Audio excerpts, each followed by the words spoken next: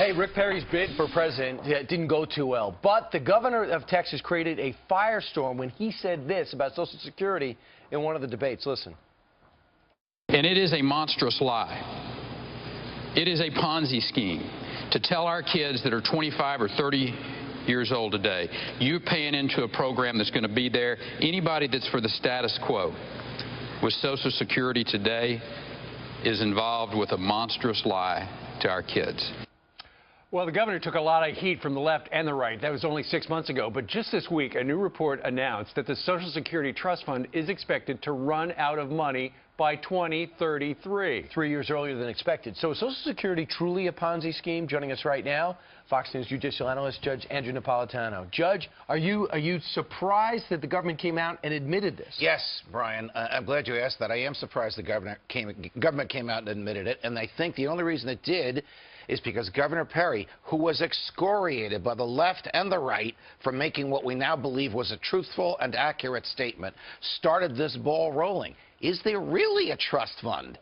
Is your money actually being held for you by the government? The answer to both questions is no. The so-called trust fund is whatever is left in an account, a ledger sheet, as a result of paying out what has come in. And the government, for the first time in history, admits that that money, that number will be a negative figure 21 years from now. So what does this mean? It means that FDR's promise that the government will hold your money for you, not true. It means that your concept of that's my money and the government has a legal obligation to pay it to me, not true.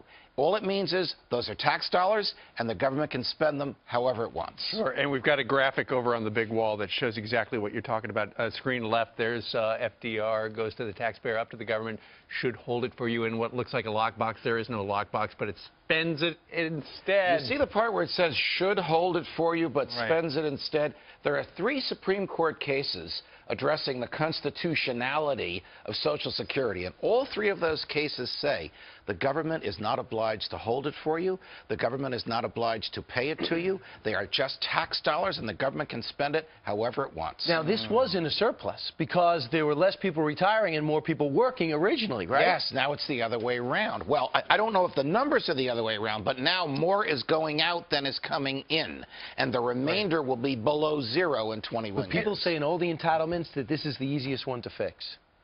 Well, it could be fixed by raising taxes. A serious problem, changing the age at which people receive it, or making it voluntary and letting people opt out. But come into private accounts. But Governor Perry was inappropriately excoriated for it and suffered terribly for saying it, and he was correct. The judge is not pro-Ponzi, but he is pro-Fonzie. Yes, he is.